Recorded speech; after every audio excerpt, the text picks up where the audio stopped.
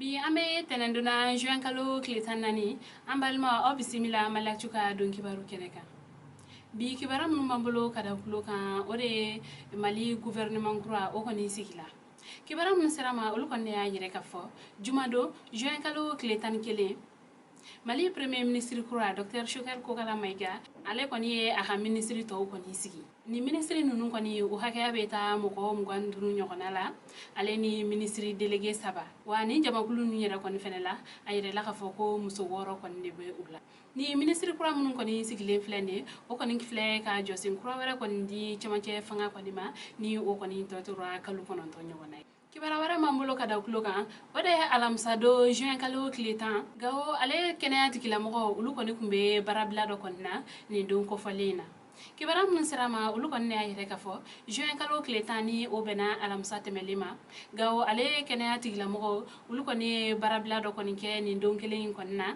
nika uga dusma kasa koni yire ka sababu ke ubaraka nyondo koni fakala jidara ko fen koni mabo okola ulu koni baranyo koni fakale u koni alanyini uga dugu nyama koni fe ulu koni ka laben koni sigi senka wala sa chuka mna ni fakale ko akana se ka blatendo kena tigila mo non koni ka fola ko ulu koni a jatemne ka fo ko uga fama ko ulu koni te ka fen boni ko ina o koni kama ulu yere koni fenetara ni barablaina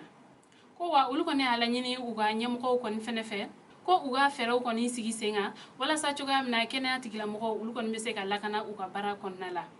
fem yere koni fene klala tuguni ni ka ni barablain koni telia o koni kera lakana balia wale do koni ye ni o koni kela sene ko klegam fela la nege kayatan saba wakati bingal kala do koni tara bitigi do koni ga bitigi koni Dakar ni ga takani aka waru be aleni fere fen koni fene chama o lakana balia wale nun koni dale nyonga o koni ni kene atigila mo kon koni senatelia ni ka barabla koni ke ka o ga dusuma kasayira kibara wara mambulo kada kuloka albi alamsado Jean Kalo Kletan baba ko konna la jikoron para mobile place mun kon be no ni be ko mako lagine place 14e arrondissement police lu kon jigina ni yoro ko fale kon na sel do kon ukmu kon nala kata nyana mini fen ulu keleli ukmu kon nala kibara mun serama ulu kon ne ayere ka fo Jean Kalo Kletan wasake tani ale 14e arrondissement commissaire ale kon ni aka chedun kafara fintigi wero kan ulu kon chaman jigina lagine place kon nala ulu koni chaman jigina lagine place koni konnala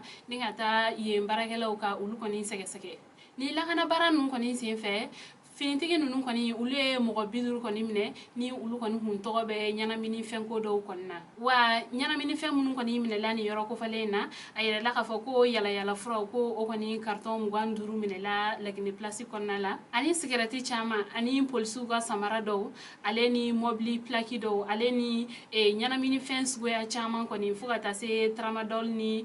chanvre indien ma aleni marama fendo yere koni fene mun koni besewi aleni nyana mini fence ko ya chama fene mogo mun koni yimne len flene ni ko lani ulu kon me 14e arrondissement police ko ni ka bolokan ulu ka sega lu kon ko feni ulu kon bina ubla kata procureur ko ni ka bolokan uni nyangi ni berum ka kan o kada o kan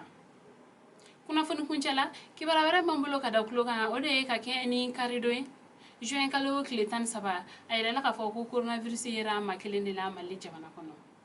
mogo mugan fla ulu yera kon fene kenela ka bo coronavirus banala coronavirus yera makelemna o koni kun sigiro benendo Bamako sigida nan konna ma o sababu yala coronavirus ye mogo mun koni mine Mali kono ulu koni jatebe mogo batan nani ani mogo keme sabani bidurula mogo mun tayala ka sababu ke coronavirus banaye ulu koni jatebe mogo keme duru ani mogo mugan sabala wa mogo mun fene kenela ka bo coronavirus banala ulu koni jatebe mogo ba kononto keme kononto ani biduru ni konontona o sababu yala Mali jamana nyamogo albi ulu koni be ka lanyini bela jelen koni kelengel nafe be ka sanya wale ko ni matrafa wala sa chuka mna amsa ka kisi coronavirus banama amal ma ni ne ku ye aka bidon ki baro e kada kuluka ani che aka kuluma jala o kambe anyo kana